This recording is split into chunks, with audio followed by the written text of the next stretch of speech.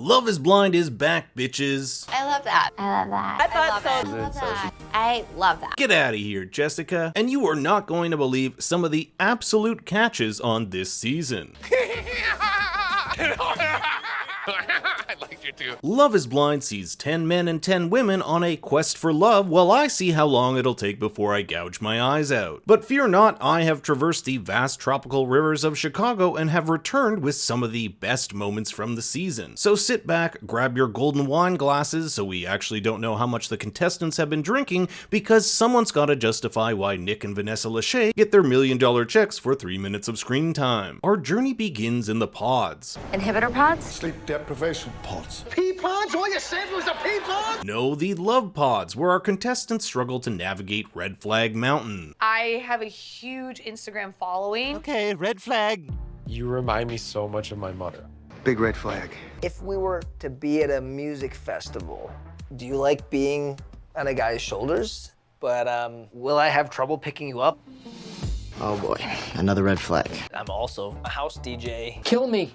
Right now. But before we begin, we have to let Nick remind us how successful this dating method is. And this experiment is now a proven approach to finding love. Meanwhile, I don't deal with bitches like you. Oh, I'm a bitch now. Fuck you, fucker. And Watch my ass to the next dick, boy. Ah, proven approach. The pod phase takes place over the course of 10 days. That's 10 days to establish a connection, find the love of your life, and propose. Those who do not are immediately sent home and forced to live out the rest of their lives depressed and alone. But let's take a moment to meet our contestants who will be taking things to the next level. First, there's Jarrett. Jared, nice to meet you. Yes, not like the Subway guy. It tastes awesome too. Iana. So it's like, if I'm not like really dressed up, sometimes I can look like a 13-year-old boy. Salvador.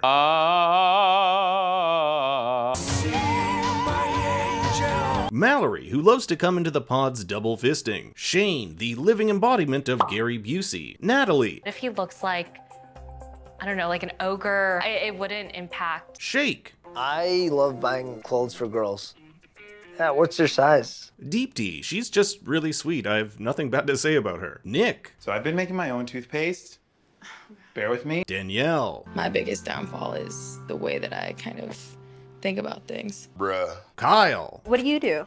I love to punch drywall. And the pièce de résistance, Shayna, who immediately after agreeing to get engaged has to take a shot and has a meltdown. Within a few meetings, relationships form along with some spicy love triangles. Shane ends up forming a connection with both Natalie and Shayna, with Natalie something more emotional, and with Shayna, well... What are you wearing over there? What are you wearing?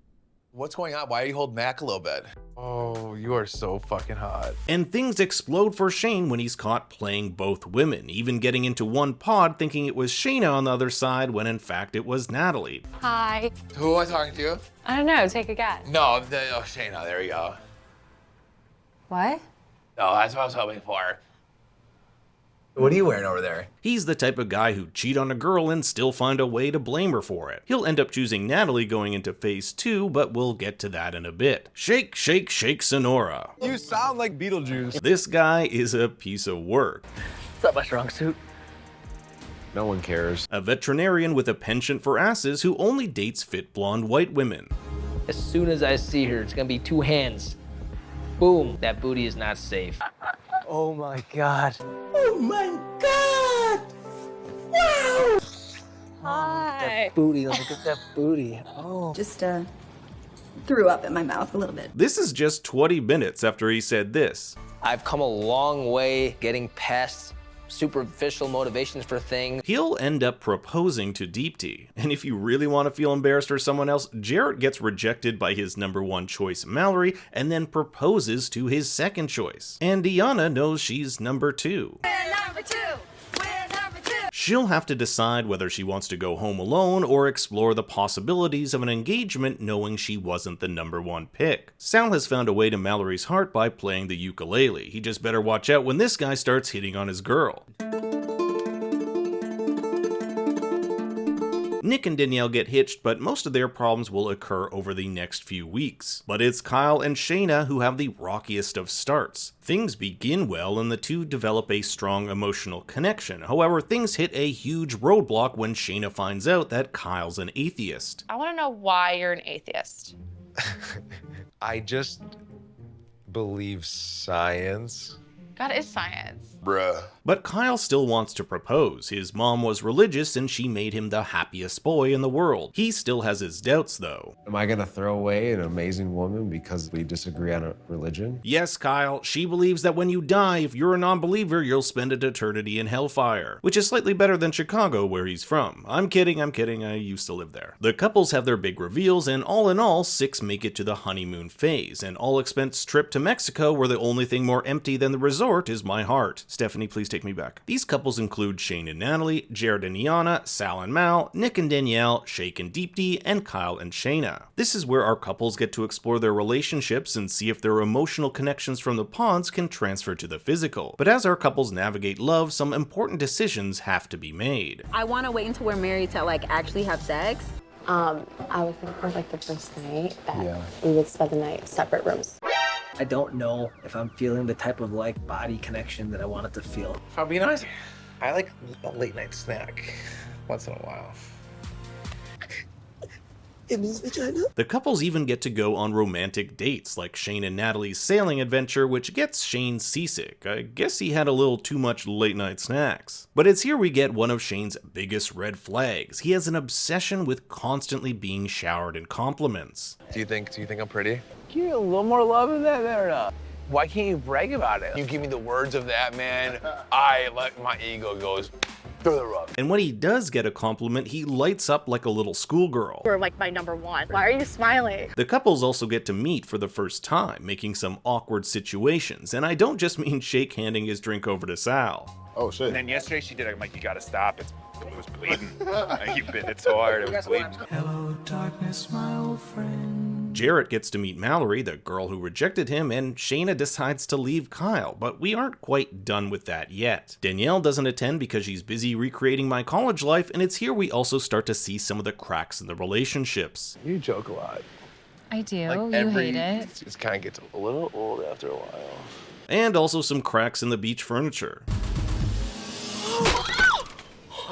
After being left in Mexico, Kyle tries to get some closure from Shayna and to see if there's still hope for their relationship. And one of the contentious topics here was not spending the night together. Spending the night together, sharing a bed. Oh, yeah. It was moving way too fast. Meanwhile, on the first day in the pods with Shane, I'm a very sexual person, so like I would ideally like every day. But the real challenge for the couples comes when they get back home, are given their devices back, and must navigate the real world while living together. Shayna gives Kyle a chance to meet her family, and it's a utter disaster. Are you a godly man?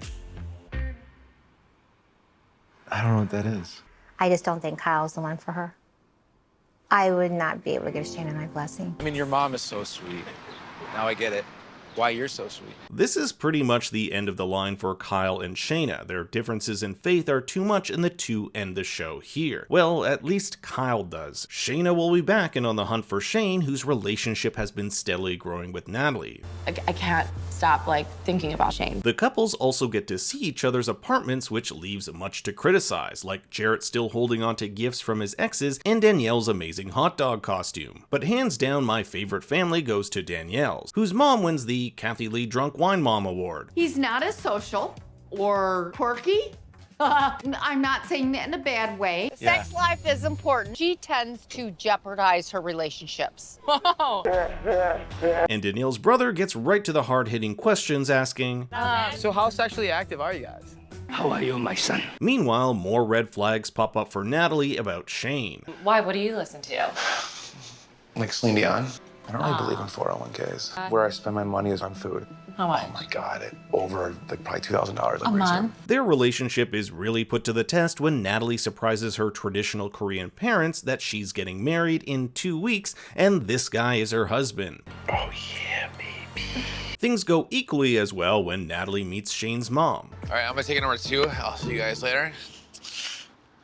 Seriously? But trouble in paradise brews for Nick and Danielle, who have the amazing ability to turn one small thing into a fight of epic proportions. Did you ever think the world doesn't revolve around like you? Oh, okay. I had things going on yesterday outside of meeting your family. Yeah, you dummy, this homemade toothpaste isn't gonna make itself. For the most part, the family visits go well. The contestants have to field questions about if things are moving too fast, while some are open to the experiment, others can't in good conscience give give their blessing. Now, if you've made it this far into the video, it's time for our mandatory Animals of Love is Blind montage.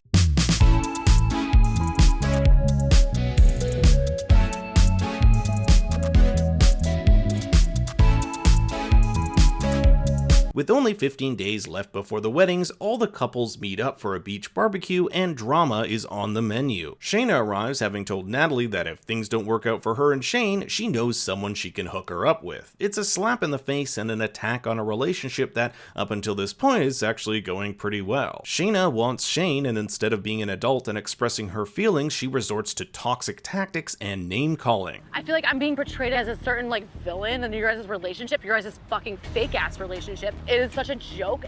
I'm sorry to hurt your feelings, but I'm just being real. If you guys think you guys are compatible, that is comical. If this is what the people in heaven are gonna be like, I think I'll take my chances with Kyle. Jared introduces Iyanna to his parents, but failed to mention anything about Love is Blind. Of course, they're gonna be in a shock when an entire camera crew arrives. I really love Jared's dad. He's a minister, just like my dad, and he says it would be an honor to do their ceremony. And just contrast the love and warmth coming from his family to that of Shayna's. Deepti and Shake's family get-together goes equally as well, with Shake's mom loving Deepti so much she turns on her own son. And I do... She doesn't deserve someone who gives her even 0.5% less. And you know what? She's absolutely right. We're all looking for that partner that's gonna give us 100% and be there for us when we need them the most. But first, wedding dress shopping. You know, no. We definitely know we don't like that one. It's all the more concerning when you find out all these wine glasses on the table are Danielle's mom's. With just a few days left before the wedding, Shake's still caught up on Deepti's appearance, and honestly, at this point, we just need a counter. We connect on so many levels, except for the physical level. I don't feel that kind of instinctual physical attraction. I don't really feel that kind of animalistic attraction. You know, I want to fuck you emotionally before I actually fuck you. I mean, not physically attracted to her. And it really begs the question, can a relationship work if you're not physically invested in the other? I guess we'll see as we work our way to the weddings, but before we get there, we have the bachelor parties. And what better location for the men to celebrate than a baseball field commonly associated with curses? Shane, who apparently has college-level baseball experience, strikes out more than me at the bar. I'm pissed. Fuck Sal, who's wearing dress shoes and tight fucking pants and can't swing a bat to save his life. It's embarrassing as shit. The girls have their own tropical boat ride along the Chicago canals, which recently upgraded their water safety status from toxic to very bad. And damn, is it ballsy to have the bachelor and bachelorette parties the day before the weddings. Do we not remember the state Jessica was in last season? I'm gonna go after your dude. You and your dude, and I know you. I know you, baby. I know you. If you were to ever actively go after my husband, I would destroy your life. The weddings are upon us, and we have 5 couples who have made the distance. But will we have 5 marriages and prove that love is blind? No way in hell. First up, Nick and Danielle. And there's this look he makes coming down the aisle, which is just like, oof. He ends up sweating more than Jordan Peele in that one meme. And in traditional Love is Blind fashion, they have those painfully long pauses before our couples give their answer. Nick and Danielle end up tying the knot, and Nick makes his way to the nearest blow dryer to get rid of whatever the hell this is. And this. Next up is Deepti and Shake, and I gotta say it was great to see this Indian-style wedding on the show, even if it was just for the white guys trying to dance. I thought that Shake was gonna say no here, but it's actually Deepti who stands up for herself and knows her worth. I deserve somebody who knows for sure. And she has a great line here which I really loved and should be indicative of any good relationship. He's not the one for me. Because if he was, he would make me feel like I was the one, and he never did that. Shake actually takes it pretty well. Like, I can handle it. I can take it. You know? Next is Mallory and Sal, who, in my opinion, had the least chemistry of all the couples, and I knew things were getting off to a rocky start when the ceremony begins with a mariachi band. But if there was one person I expected to say I do, it was Sal, but he doesn't go through with it and needs more time. This was a guy who busted out his ukulele more than John Mayer at a sorority party, so so it really caught me off guard. And honestly, I think Mallory would have said no too if things had gone any further. And now the couple Shayna cursed with the power of 1,000 Karens, Natalie and Shane. Apparently, the night before the wedding and not caught on camera, they got in a huge fight. A fight in which Shane was drunk. Who could have thought this could happen having the bachelor parties the night before? But just how bad this fight isn't revealed until later. Natalie's dad is actually the sweetest, saying, Of all the things I've done in my life, being your dad, my greatest achievement yet. And his greatest achievement is about to dump a guy who wanted an old-fashioned cocktail fountain at their wedding. Could we get an old-fashioned, kind of like fountain old-fashioned that just keeps pouring out old-fashioned? Yes, Natalie says no to Shane. I still love you and you're still my best friend. Like, we have really big issues to sort through. And this was probably the best decision, especially after you get emotional outbursts like this. Do you think that I'm actually gonna fucking come back to you after that kind of stuff again? Apparently, Shane told her that he hated her and she was the worst thing that ever happened to him. Not really what you want to be hearing the night before your wedding. My mouth gets me in trouble. A lot. But hey, Shayna, guess who's available? The show ends on a happy note, however, with Jarrett and Iyanna. He even gets those sneakers he promised he'd get her for the reception, something he mentioned way back in the pods. Even though Iyanna still wants to see Jarrett make some adjustments, she's ready to take the plunge and the two get married, leaving this season with a 2 out of 5 success. But only time will tell if these relationships will last. In the words of Deepti, I guess love isn't always blind. Now, the end of the show did say a new episode was coming sometime in March, but I'm not entirely sure if this is one of those after the season specials or the start of season 3. Love is Blind did shoot 2 back-to-back seasons, so anything is possible. I hope you enjoyed my recap of Love is Blind. I have a bunch of other fun videos in my Worst Shows playlist, so be sure to check that out and make sure to like and subscribe. Thanks for watching, everyone. For more bad takes, you can follow me on Twitter and Instagram, and until next time, remember...